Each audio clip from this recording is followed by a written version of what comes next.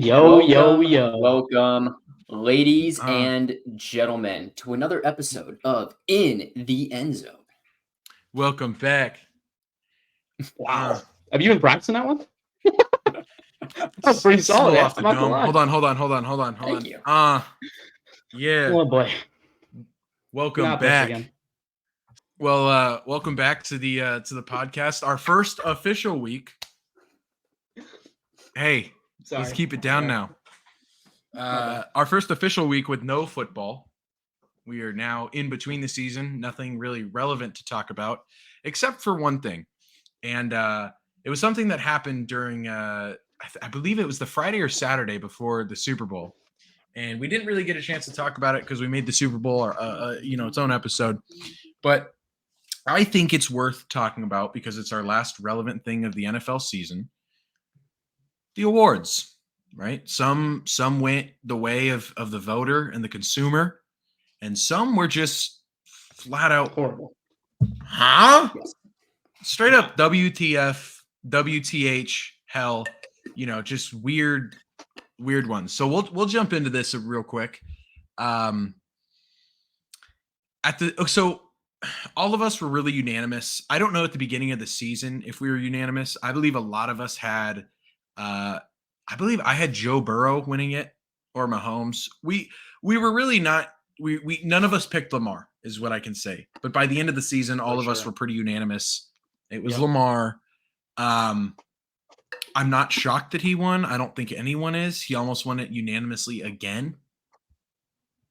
Kind of weird. What I find interesting, though, in looking at the votes, so it went Lamar, Dak, McCaffrey, Purdy, and Josh Allen.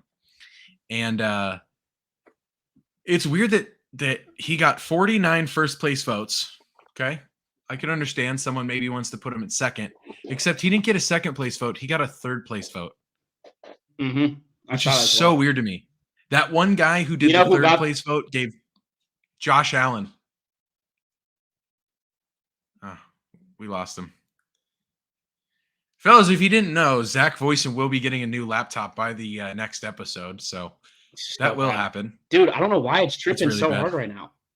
Dog, it's It is 6 really years bad, old. You can't type on it. Well, yeah, but it was working fine when I was back home. I think it's just Wi-Fi here. Anyways. I don't think so. I don't your know if you audio's delayed, said that, but do you know who got the other first place vote? Josh Allen.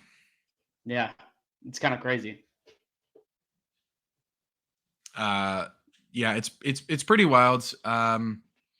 It's funny because Josh Allen got the first place vote, but he finished 5th in the rankings. Right. Christian McCaffrey, I thought rightfully so, deserved to be there. I thought Dak Prescott deserved to be in that conversation. Obviously, when you talk about MVP, it's a regular season award. Well, it's a regular season award, and Dak Prescott was second to Brock Purdy in almost every statistical category. Yeah. I mean, he's the 6th best quarterback in the league. He is. There's a lot of Doug. I have seen so many of these mock drafts that go Stafford and Prescott. So you can debate me all you want, but if we're talking about the cumulative, in the league, it's okay. He is. I agree. Thank you for saying it. Finally, you come to your senses. Anyway, well that was whatever. His second award. We knew it was going to happen. Regular season award. Offensive player of the year. Okay. Well, the offensive player of the year, that was an easy one. Christian McCaffrey ran away with it. I'm actually surprised he didn't get more first place votes for how good he played. Receiving votes were Tyreek Hill, CeeDee Lamb, Lamar, and Dak, which, I can understand those two. CeeDee Lamb, obviously. Tyreek, I understand. Lamar had 32 overall points. He had 3 first-place votes. Tyreek Hill had 7. CeeDee Lamb only had 1, which I find interesting because CeeDee, I thought, played better than Tyreek did, as he was kind of the only option they could look at. But, that's an argument. Anyway, Christian McCaffrey ran away with it. 39 first-place votes. No surprise there, right? Yeah. Here is the big one. This is the really big one, and this is the one that really got Twitter stirred up. Defensive player of the year, always one of the most volatile awards. because there's so many different ways you can measure the success of the players. This one went to Myles Garrett, and a lot of people, including myself, thought it was TJ Watts to win. I still look at some of these numbers and I'll bring them up, but I'm a little shocked that he didn't get it. Myles Garrett gets 23 first place votes, 165 total points. TJ Watt gets 140 total points. So pretty close. Micah Parsons, Max Crosby, DeRon Bland all receiving votes for it too. So Zach, do you want to talk a little bit about whether you think that's a valid DPOY or not? Yeah, I really did want to talk about this because I think it was actually someone that wasn't mentioned enough. And I think all of them had great years, obviously, but one guy stood out to me, and that was Max Crosby. And the last 2 to 3 years, I've been really following him.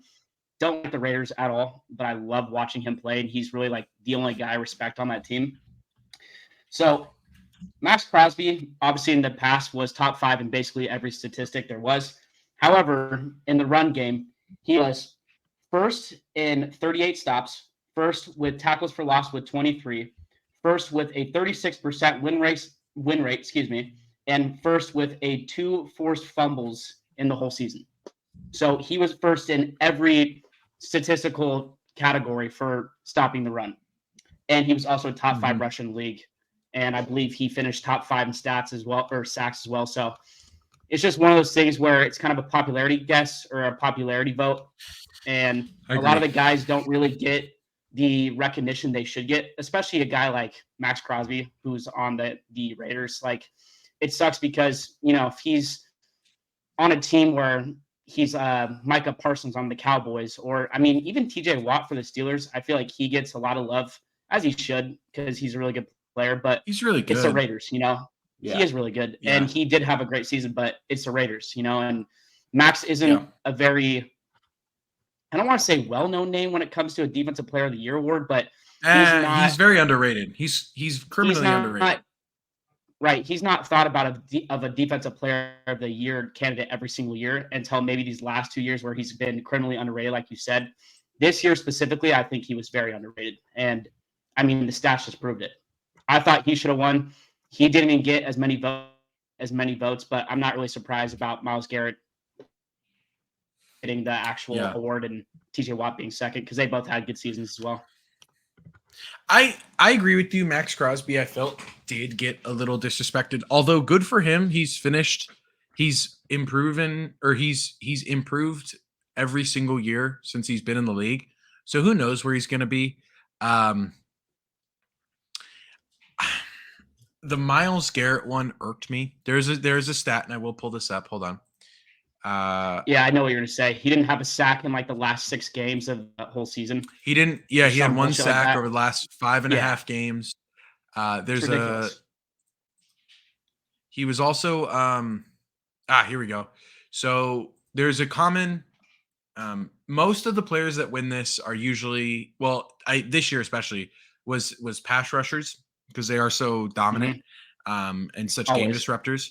So the biggest thing that people brought up for the pass rush and the reason why Defensive Player of the Year went to whoever was double team percentage and pass rush win percentage or win rate. And TJ Watt, his double team percentage was 14%, whereas Myles Garrett's was 29%. 38. Some crazy shit like that. Yeah, it's 29%. And he had more wins on a lot less plays, and a better pass rush win rate. Thank you. That's a mouthful. Yep. My only frustration with this is I felt like if you go off the statistics alone, other than that, right? Because those do favor Myles Garrett, and so you could make that argument.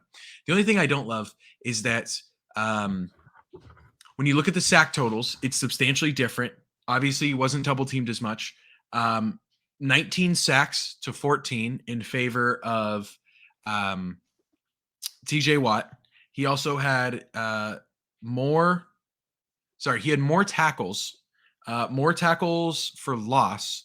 He had far more QB hits, He also had I believe it was, let's see, he had an interception this year, 8 pass defenses, and there was no interceptions. Actually, Myles Garrett has never recorded an interception, only had 3 passes defensed, 4 forced fumbles for TJ Watt, only 3, actually 4 also Wait, for wait. Myles Garrett. Sorry, go ahead. Go ahead.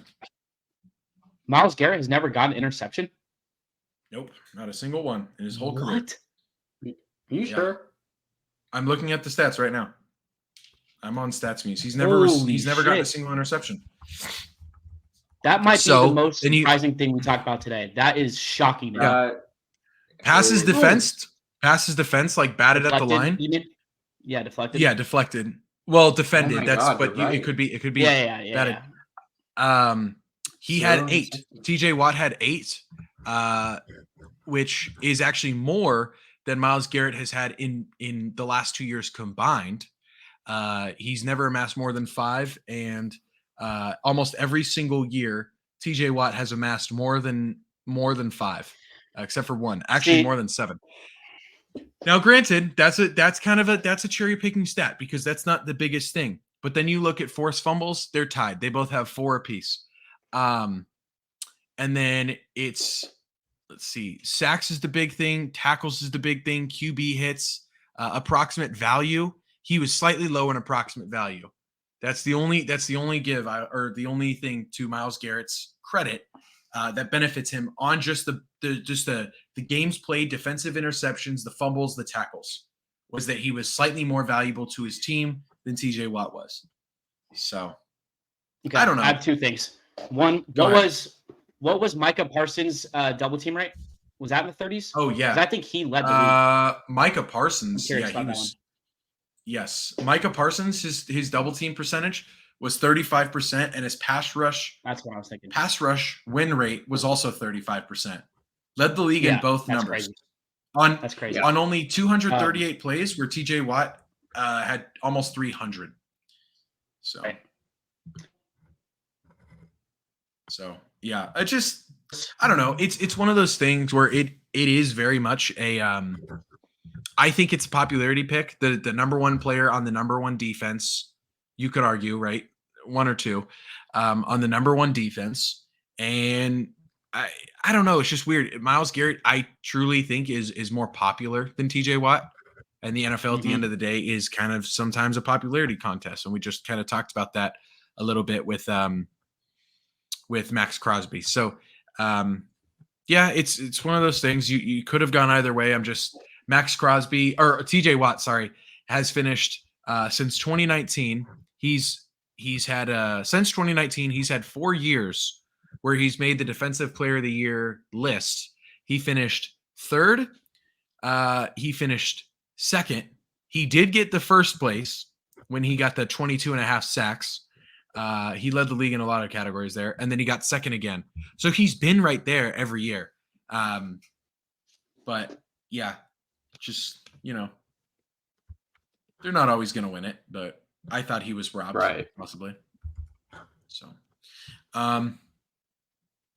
well, moving forward after that, Offensive Rookie of the Year. I know Zach was pretty interested about this one. Obviously, we all kind of were unanimous about CJ Stroud. They were kind of close in the points, but not really. CJ Stroud received 48 of the 50 first place votes. Puca Nacua obviously got 2. He had one of the best rookie years I've ever watched, especially for a receiver. I think that, statistically the best. So, especially with dealing what they had to deal with, where he was at times the number 1, the number 2, the number 3. But they finished 1st and 2nd. Sam Laporta, Jahmyr Gibbs, and Bijan Robinson all get votes. The bottom 2 barely received anything. So, right. Zach, yeah, you guys have anything? Can you hear me? Can you guys hear me? Yeah. Yes. You're good. Well, I have 2 things. One, I wanted to mention something previously about the Defensive Player of the Year award. I thought this was kind of interesting. So, since 2014, had 3 players win it more than once. J.J. Watt won it back-to-back in 2014, 2015. Then Aaron Donald won it in 2017 and 2018. and then he won it again in 2020. Okay, so I guess it's one player or two players that have won more than once. But Yeah. you look at this list since 2018, it goes Aaron Donald, Stephon Gilmore, Aaron Donald, TJ Watt, Nick Bosa, Myles Garrett. That's 1, 2, 3, 4, 6 years in a row where a defensive player has not won back-to-back. Yeah. So I look at this list and I'm kind of thinking, I'm like, man, that reminds me a little bit similar to like the NBA. Like there was a big thing if Jokic should win MVP back-to-back because they don't want to have the same guy winning it back-to-back, even though he had this. And they give it to Joel. Yeah. Sports where it's like these guys are super popular around the world, right? Jokic is known pretty much everywhere. Myles Garrett's pretty popular in the NFL. And it's really like interesting to see like how these major sports are kind of shifting to not giving back-to-back awards to these major players because they want to have these lists be saturated with different people. Because you look at it like from 2012 to 20, there was only 4 guys that won it. And it's J.J. Watt, Luke Kuechly, who had a crazy year that year, by the way. J.J. Watt again, Khalil Mack, Aaron Donald, and Aaron Donald. So it's just crazy seeing kind of the shift in major sports doing that. And then for the offensive rookie of the year, I really wish I could do a co-offensive rookie of the year because Puca should have won it as well. I know C.J. Stroud had a great year and he broke records, but Puca broke everything, dude. Like, and I know again he has one more game than everyone did in the past, but him, shout out Puca, and it kind of sucks that you know they couldn't give it to him as well, but it is what it is. Yeah. Obviously, you know, it's more of a quarterback award anyway. Like quarterback is the NFL, so if there's an opportunity to give it to him, and they're both pretty close in statistical categories, usually it goes towards a quarterback. That's the same with the MVP. That's why I think the last non-quarterback MVP that we've seen was it oh my God, who was the running back played for the Vikings? Almost broke the record for most Adrian Peterson, most rushing yards. Adrian Peterson, thank you. Yeah.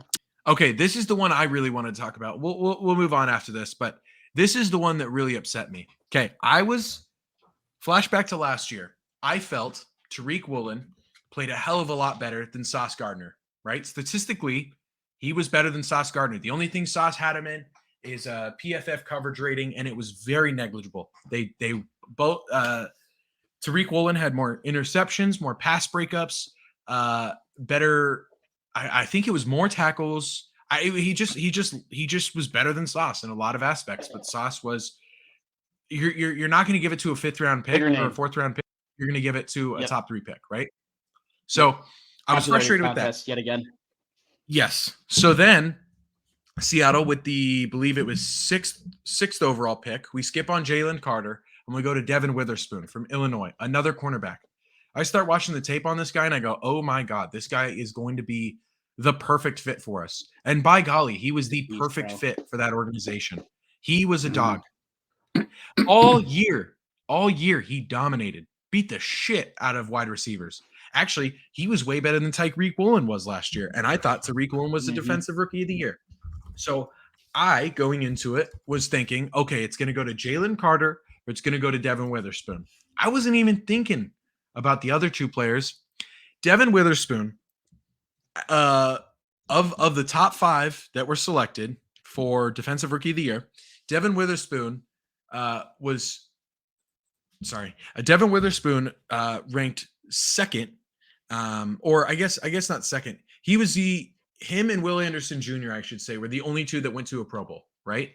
And Devin Witherspoon made an All-Pro team. So frustrates me a little bit, but Will Anderson wins this with 151 points total, 16 first place votes. Jalen Carter and Kobe Turner got 14 and 14. Kobe Turner. This is the weirdest thing to me. Devin Witherspoon got 57 total points, right? Okay, I can understand you want to pick Jalen Carter, maybe Will Anderson. Will Anderson statistically had one of the better rookie years we've seen for what is it? And what is it? What is his position? He's I have it right here. For an edge rusher, right? He was one of the best in the run stop. He wasn't great with the pass blocking. That's fine. Whatever. I'm gonna pull this up, and this is really gonna get under my nerves. First and foremost, Kobe Turner. Kobe Turner played like shit this year. Obviously different position, so we can't really judge it. Except he's a nose tackle. So his goal, right, is to get sacks, pass defenses, all that stuff. Let me go to his Pro Football Reference and pull up these stats, and I'll make this very fast. 17 games played. He only started 4. He had 2 passes defensed, 9 sacks, and 29 solo tackles. He also, in approximate value, had a number of 3. Right, Myles Garrett approximate value was 20. TJ Watts was 18. His was 3. He had 16 QB hits. Now let's go to Devin Witherspoon's. Okay. Devin Witherspoon's approximate value was 6. Nothing crazy. Obviously, that defense was atrocious. 1 intercept. Okay, 14 games played, 13 games started, an interception, a pick 6 on that interception for 97 yards, 1 forced fumble, 16 passes defensed.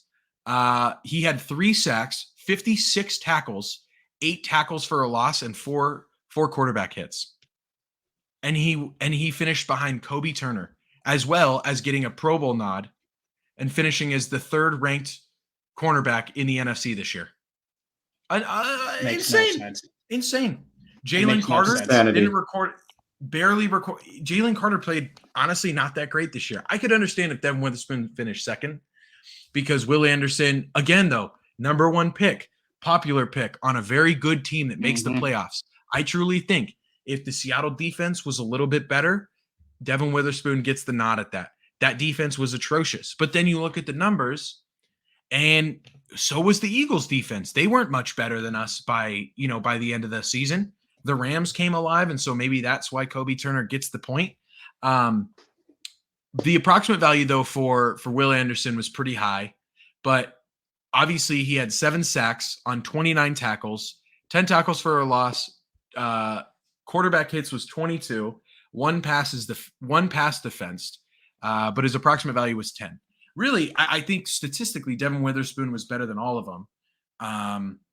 But the defense was just atrocious. It just frustrates me that, again, for the 2nd year in a row, a Seattle cornerback that turned out to be an absolute dog is disrespected. And that's what we saw today, or I guess during that award show. Right. So whatever. Yeah, that's what I got to say. Honestly. The Kobe Turner show makes no sense with 4 games played. 4 games? How is he even eligible? No. He only started 4 games. So he played in every game. But he was literally not even the starter. He wasn't even the starting nose tackle for a quarter of the season. Anyway, that was my rant. I've been wanting to get that out for a while.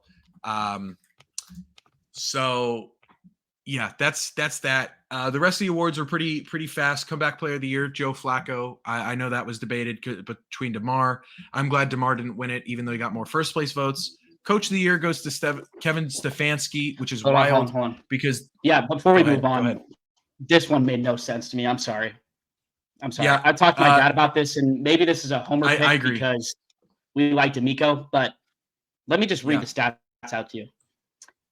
So the Browns in the last 4 years since 2020 have been 11-5, 8-9, 7-10, and 11-6 this year. Mind you, this year they were 11-6 with probably the most injuries in the whole league, so I understand it. It made sense to me, but then I started thinking about it. I'm like, man, what have the Houston Texans done in the last couple of years, right? I just got rid of it. Hold on. Yeah. By the way, they both had the same amount of points, so. Oh, we lost him.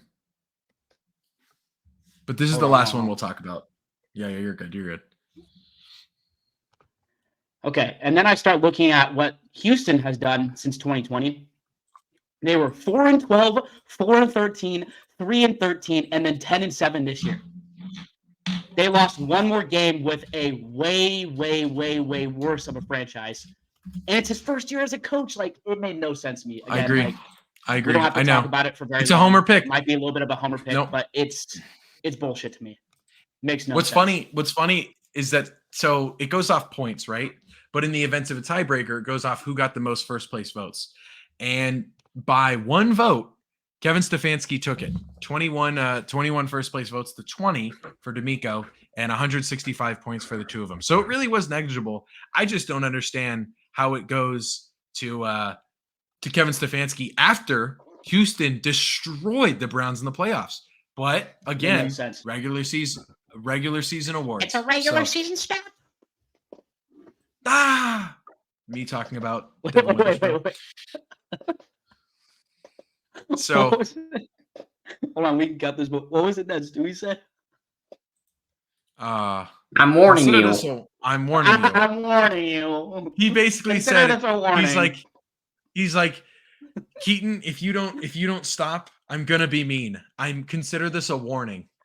He was the equivalent to the one nerdy guy that was really puts bad. up a That was the TikTok worst. live, and he goes, "If anyone says a curse word in my stream, I'm gonna ban them." Like that. That's Stewie. That was him. Chat would ban him. Yeah, it's really bad. Oh god, that's hilarious. All right. Well, Cut that. no, we're good. Okay, so moving on. Hold on. Sorry, I'm just checking something real quick.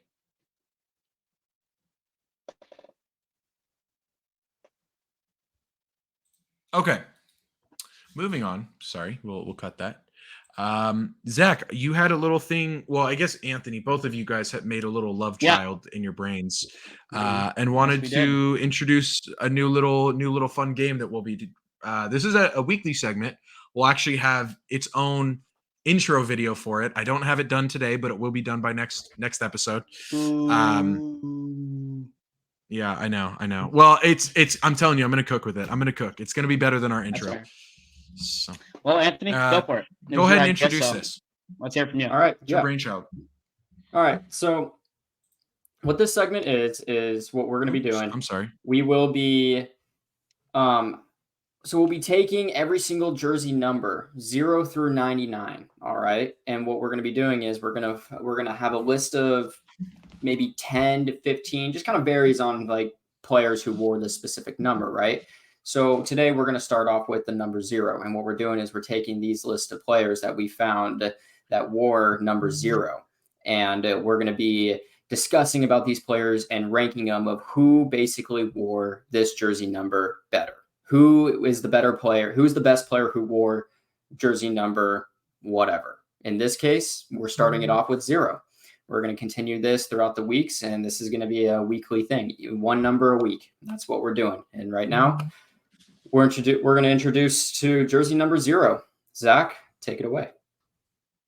Oh yeah, so I'm really excited about this because I feel like we can get a lot of people to be collaborative with this and either say our list is right or wrong. But with that being said, let's start with jersey number 0. So okay, we went and searched through all of the players that have worn jersey number 0, and we have came with this list. And we're going to make a list, like Anthony said, of typically 10 players, depending on how many wear the jerseys. But for 0, we made a list with 10. So here are 10. Brian Burns from Carolina, who's actually a free agent. Bryce Young, who was a rookie this year with Carolina. Roquan Smith, which is one of the best linebackers with the Ravens. DeAndre Swift, who is a running back with the Eagles. Greg Newsome, who is a Browns cornerback. Braxton Berrios, who we'll talk about in a bit. Yaya Diaby, I don't really know how to say that. I'm sorry. Byron Young, and Diaby was with the Buccaneers, and Berrios was with the Dolphins. Byron Young was with the Rams. Jonathan Cooper, who had a very good season with the Broncos, and then Marvin Jones Jr., who we all know, and is playing with the Lions. So I guess I'll ask you guys this. How do you guys want to do this? Do you guys want to pull up a top 10 list, and then we can kind of put those names in and then rank the 5? No. Or do you just kind of want to? I think it'd be tough. I think we just verbally. I would have to get all the pictures for the players and then add them in, so it'd be a little difficult. Yeah, but we can just. I think we Mind can you, just. this is our first time doing it, so it's going to be a little bit. So bear with us. Bear with us. Get it down, but this is a workshop. Jersey number 0. Workshop. Yeah. So okay. I've highlighted 5 of the players that I think should be in the top 5. And then I have some honorable mentions that I think you guys would probably agree with. Again, I'm excited for this segment because I feel like it's going to be very collaborative, and a lot of you guys will agree or disagree with us. But here, at least, is my top 5 in no order. Brian Burns, who has been one of the best linebackers backers, outside linebackers, edge rushers in the game. Roquan Smith, who arguably is the best linebacker in the game. I think he's behind Fred Warner, but he had a great season. DeAndre Swift, who is a top 10 running back. Greg Newsome, who has been a solid cornerback with the Browns. And then Jonathan Cooper. So that's 5. And then the honorable mentions, I think, could be Bryce Young, who didn't really have a fair kind of suck. And Marvin Jones Jr., I just kind of want to throw him in there because he's been a good wide receiver that's been underrated for years now. But again, he had 5 receptions for 35 yards this year, so he's kind of a no-show. He didn't play a lot, so I'll give him that. But yeah, so I think we should pick between maybe those 6 guys. And then, so for the guys that are kind of off the list, I just included them for some of the memes. Yaya Dibey, he honestly had a good season with the Buccaneers. 38 tackles, 7.5 sacks, 1 forced fumble. And actually, let's look him up real quick.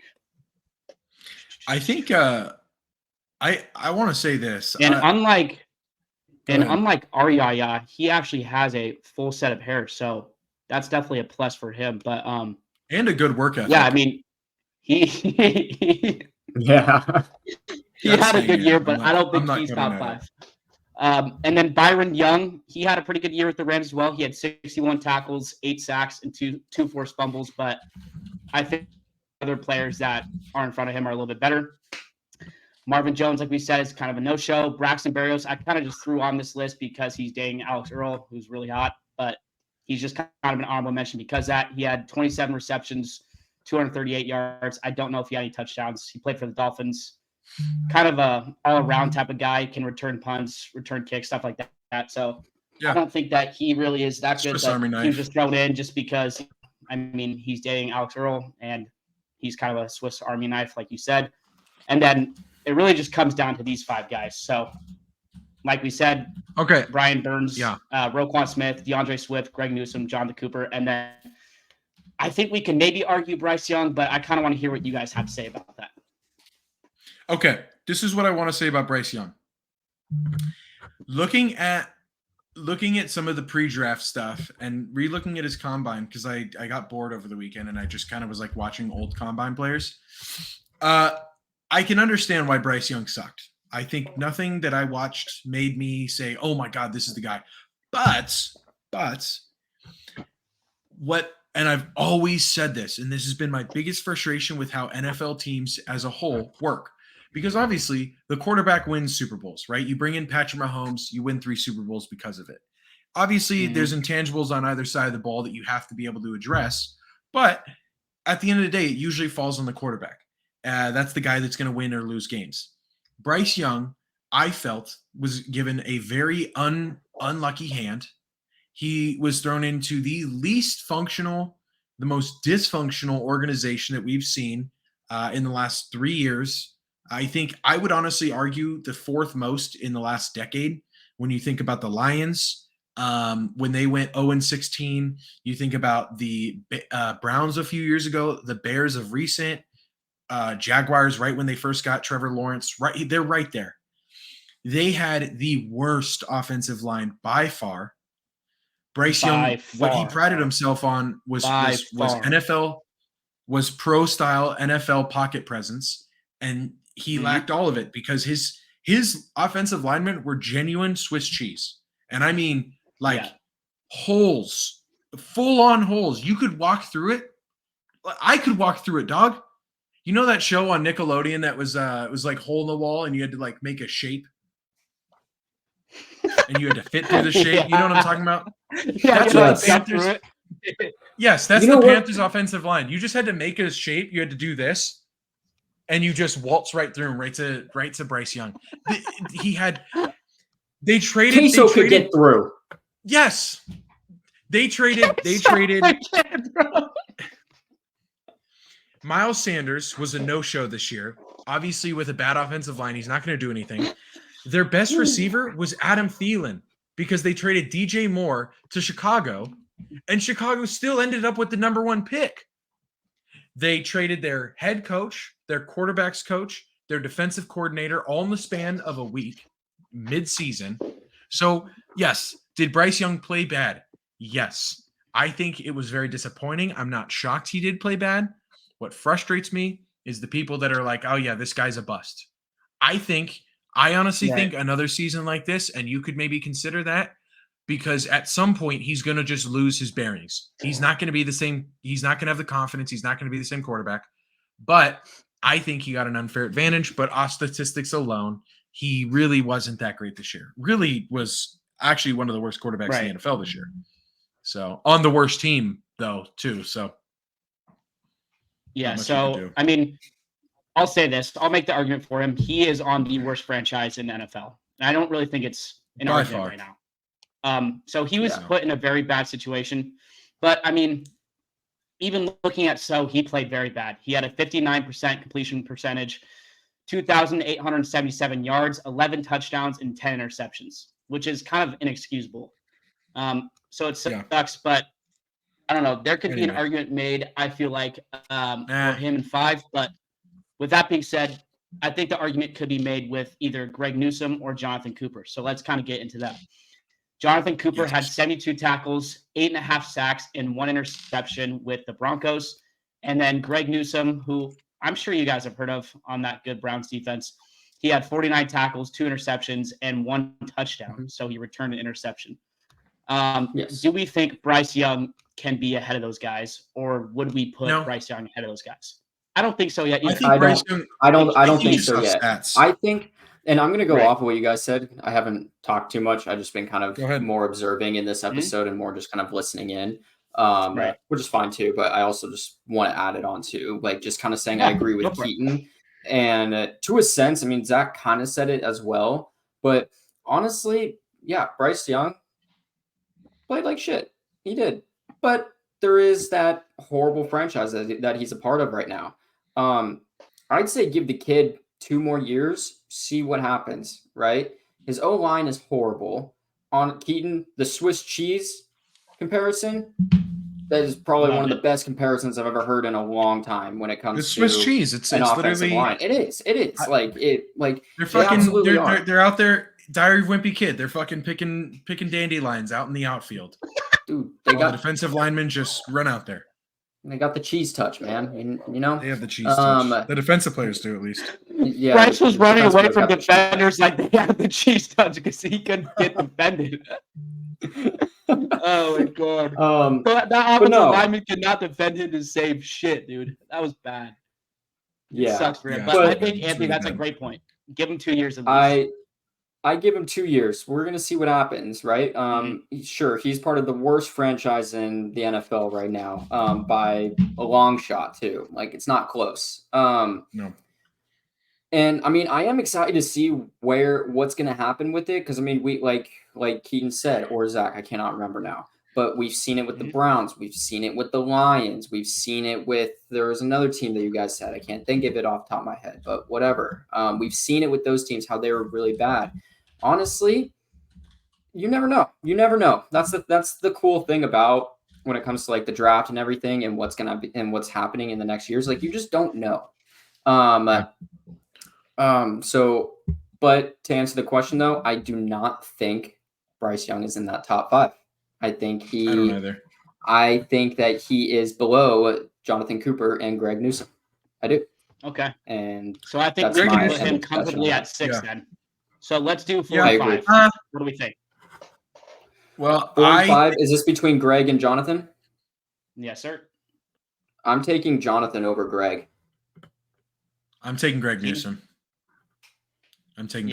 I thought Greg Newsome, they tried him a lot. He didn't have any of it. Yeah. I thought he had one of the better years of any quarterback in the NFL, especially for a guy that didn't play great the last few years. I know last year he wasn't great by this standard or this metric. So I would say Newsome moves up to 4. Yeah, and Cooper stays at 5. I agree. I agree. I got the stats mixed up. The names That's on me. Okay. I was looking at different. I don't know. But yes, I agree. Cop out. Yeah, I mean, cop out. Yep. Honestly, shout out to Jonathan Cooper though. I really have not heard that name very much, and he had a great year. 72 tackles, 8.5 sacks, and 1 interception for a Broncos defense. That's pretty solid. But I think he's solid at 5. Greg Newsome solid at 4. And this is where things get fun. I have my list here, and we have the remaining 3 players, which is DeAndre Swift, Roquan Smith, and Brian Burns. So I have my 1, 2, again. 3. I have my 1, 2, 3. What'd you say? I have my 1, 2, 3 as well. But I'll read out my stats, or excuse me, the stats that we have for them. Swift had 1,449 rushing yards, 5 touchdowns, 39 receptions, 214 yards, and 1 receiving touchdown. Mind you, that offense gave Jalen a lot of touchdowns, so let's keep that in mind while we actually do this list. Roquan Smith, who, again, I've been praising a lot, had 158 or 1.5 sacks, 1 forced fumble, and 1 interception on a stacked Ravens defense. And then Brian Burns, who, again, has been a great pass rusher for the last couple of years, 50 tackles, 8 sacks, the best NFL free agent. So, yeah. Mm-hmm. Who do we think, fellas? Anthony, I'll ask you first. Go ahead. So where I'm going to go with this, my number 3, I'm going to have, oh man, this just sounds so crappy too. You know what? I am going to put, see, that's tough though. He's on Carolina. See, originally I was going to put Brian Burns as my 3. And then I was going to put DeAndre Swift at 2 and Roquan Smith at 1. That's where I was going with it originally. That's what you think? Yeah, be confident with your list. Yeah. You know what? You know what? Looking at the stats, yeah. No, I think that's what I'm going to go with. I think I'm going to put Brian Burns at 3, DeAndre Swift at 2, Roquan Smith at 1. But before you guys go, they're all great players though. They're all insane. Like, I think like they're all really good, and it's like one of those things, right? It's like no matter what, when like we are trying to like make these decisions and everything, like they're all like, I can't even speak. I don't know. Never mind. Go ahead. What are you doing? What I was gonna say. Your jaw broken or something? No. I was making a thumbnail. Real quick. Sorry. Go ahead. Dude. Go ahead. I'm listening. I'm multitasking. You're just right. Let my ADHD cook. Dude. It's doing dirty. Yeah, your ADHD let my ADHD go through the roof, and now I forgot what I was going to say, and I just started rambling and yapping for no reason. Thanks for that. He was talking, and then fucking Keith's just like, clip that. We got that. That's a good clip. That's a good clip. It's got me yapping. I don't even know what I was going to say anymore. Bro was speaking Japanese there for a second. Dude, I was. Anthony goes, I don't know what I was going to say. That we gotta clip that. We have to clip that. That's God, that is horrible. I don't even know. I'm not even. I'm sorry. I was making a thumbnail. I'm sorry. Do it after. It just came to me. Okay, well, let's move on. Keaton, what is your list? I'll make this fast. I've got Brian Burns, Roquan. 3, 2, 1. Brian Burns, Roquan Smith, DeAndre Swift. So, I think. Wait. Say that one more time. 3, 2, 1. You have DeAndre at 1? Yeah, I do. Yes, he has DeAndre at 1. Roquan at 2. Brian Burns at 3. Wait, say that again. Say that one more time. My thing glitched. Brother can't hear me. DeAndre Swift, number 1. Number 2, Roquan, and Brian Burns, number 3. Holy moly. Well, we all have differing opinions because I have Roquan at 1, Brian Burns at 2, and DeAndre Swift at 3. That's crazy. So I guess we could put the touchdowns aren't there for DeAndre Swift because Jalen Hurts is a touchdown merchant, a 1-yard Andy, but he sorry. But I think damn, I lost my train of thought. DeAndre Swift had almost 1,300 all-purpose yards this year, which I think is all right. Well, we were a mess. Move on, fellas. Should we move Zach, on? what's your top 3? Go ahead. Yeah, Roquan Smith is my number 1, Brian Burns is my number 2, and Swift is my 3rd. So we all have differing lists. So we'll put that up in one of the clips that we post, but that's pretty interesting. Okay. And the reason why I have Roquan at number 1 Yeah, me too. I have Roquan at number 1 just because the impact that he's made on that Ravens defense. They're always good, but since he's been there, they've been great.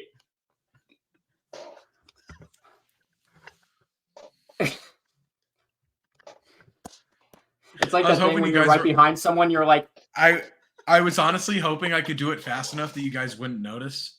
oh no, I noticed. You were We all noticed. speaking. Spotlight was on you. No, not that one. The first one I did, the one where Anthony was talking. I did it first. Oh. I did the first one. And then I was like, it didn't save. So I was like, oh my God, I got to redo it. So God. anyway. Everyone, like we said, Anyways, you know, this is something we're gonna need a little bit of practice on for this segment. But hey, you know what? We'll get there. You know, just bear with us, like we said in the beginning. Yeah. All right. Well, we'll do we want to? Well, we'll cut this part out. Do we want to do this last segment, or do we want to save it for next week?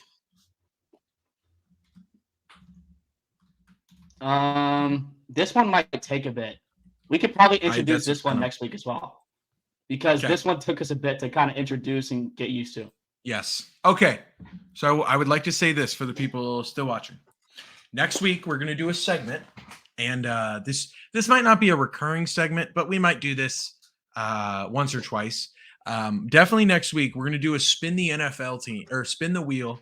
You land on an NFL team, and then each of us, in the form of a snake draft, pick a starter from that team to fill out a quarterback, 2 receivers, a tight end, and a running back. For example, let's say I land on the Seahawks, right? I could pick anybody. Quarterback, I'm taking Geno, or receiver, I'm taking Jake Bobo. Let's say I get the Niners, I'm taking Adolf Hitler for quarterback. So I could really go anywhere. You know what would be fun? If we included coaches in that. That would be cool. If I landed on Maybe the we do Patriots, that. I'm taking that one white quarterback. So That guy's got grit. yeah, he's a hard worker. Real hard. Yeah, big off-season guy. I would definitely let that guy date my daughter. That one white guy. So, Who? Cam Newton? yeah, Cam Newton could Okay. date my daughter. Yeah, no. Oh, that was better when he joined us. And going to next Yeah. week, I most Anyway. likely will not be here next week, so unfortunately, I'm gonna That's have fine. to miss out on that segment. Ah! But please enjoy it. I will say though, I just thinking about it now, I think there's a possibility I may have time to be able to be there for that episode. So we'll see though. Stay tuned if I'm there or not. But no matter what, I'm not there on next week, fellas. I'm excited to see what you guys come up with during the wheel. Yeah. Yes, sir. I think we'll get a guest on. I have a buddy that wants to be on, so if Anthony's not, we might get my buddy on for an episode named Bridger. So I'm gonna reach out to him this week and see what he's up to. Cool. If not, we'll get Diego or someone. That'll be fun. Anyway, Yep. well, that's the Maybe Cody, because I know he's been wanting to come on too. that's the episode. So sorry, my huge massive traps just like had a seizure. So There it is. that's I really that's hope the that episode. we laugh with this one. This was a solid episode. Please like and subscribe, and we'll see you guys next week. Yes. Wait, hold on. I gotta time this right.